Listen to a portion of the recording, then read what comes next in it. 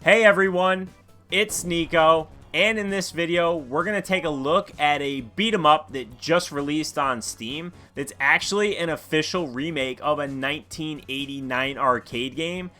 And if you're unfamiliar with the original game, no worries, I was too. I had no idea what it was, and it's actually included here as a bonus. So although they did tweak a few things about it, you can give it a whirl. And I tried it out after I played through the base game, and it reminded me a lot of Kung Fu on the NES in the way that it plays. And I actually was having quite a bit of fun with it, so I'm glad it's included. But we're here to talk about the remake, which is Buccaneers Shipshape. You can play this local co-op, up to 4 players. I unfortunately had to play it single player. I've got nobody local to play with, you guys. Sorry. Every time there's a co-op game that's local only, probably only going to see me playing. But you have your choice between 4 different characters. Surprise, surprise, it's 4 players. There's 4 different characters. I tried out a few of them, but I ended up settling on Coralie, who is this Buccaneer that's got like a little dagger, a little knife. She's a pretty fast-paced character and played quite a bit like a character from Double Dragon. And I think that's something that I want to point out right off the bat, is that a lot of aspects of this are inspired by beat 'em ups of like my childhood that I absolutely loved. I saw shades of Streets of Rage, Double Dragon, the Ninja Turtles games on Super Nintendo. There's a lot going on here that's going to delight fans of the retro beat 'em up genre, because oh my god, did I enjoy this so much. I was so excited to share this game and talk about it. I really hope though that it does come to consoles at some point in the future, because currently it's only on Steam, and that's a travesty because this game deserves more people to play it. But you have your choice between 4 characters. You're gonna dive in. The basic premise of the story is that your treasure map and your ship gets stolen from you, so you're setting out to try and recover it. It's a goofy premise, but I liked it. I don't know. I like kind of cheesy plots and games with narratives that don't overstay their welcome. You're then gonna be set right to it, and you're gonna beat up a ton of different enemy types.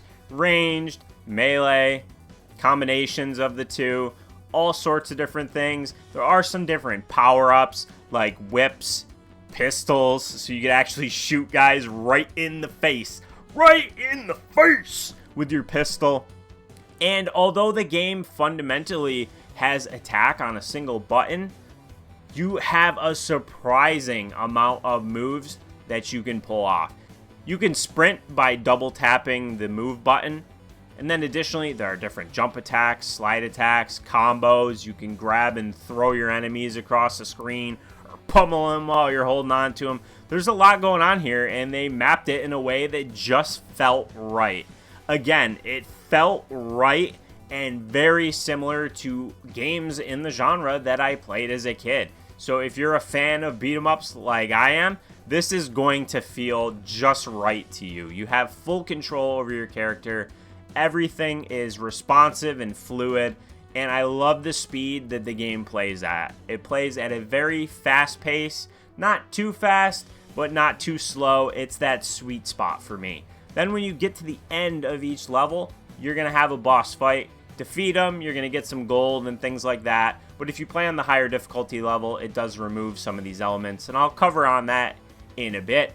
But each level, man, the variety here across the 9 different stages was amazing, because it kept it interesting throughout the entirety of like the almost hour that it took for me to play through this on the normal difficulty.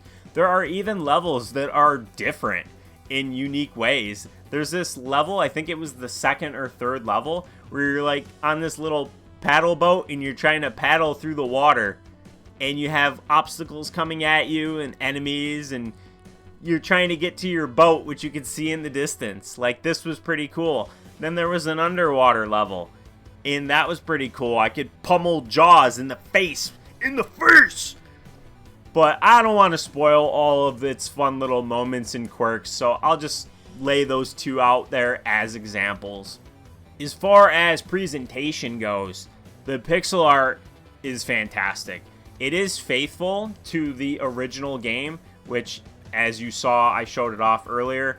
They did a great job of modernizing it, but keeping it faithful to the original source material. Then the music's really good, and it's appropriate. Like, this is a pirate-themed game. The music was very swashbuckly. Is that a word? Swashbuckly? Well, it was appropriate. That's really what I want to get to there. And then when you eventually do beat the game, I don't know the criteria for this, but there are 2 different endings. So, I don't know which one I got, but I got an ending, and there are 2.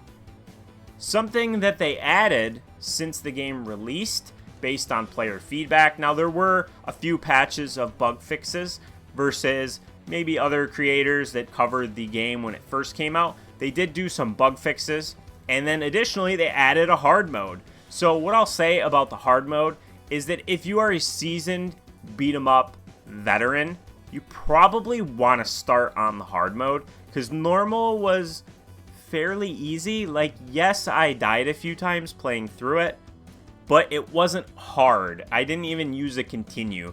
And part of that's because you had 5 lives, whereas on the hard mode, you only get 2, and there are more enemies, they're more aggressive, and there are other variables into the hard mode. So if you're a beat-em-up noob, stick with the normal, but if you're a veteran, I would say go with the hard. I think that'll be more fun for you. I did try it out, and it definitely ramps it up in a pretty cool way and gives it more of an arcade-style feel versus like the home console port feel, which is, I think, the best way for me to compare the normal versus the hard. Normal was more of the console experience because it was a little bit easier, and obviously they weren't trying to munch your quarters, whereas the hard mode feels like it just wants you dead and they want you to put more quarters in the machine.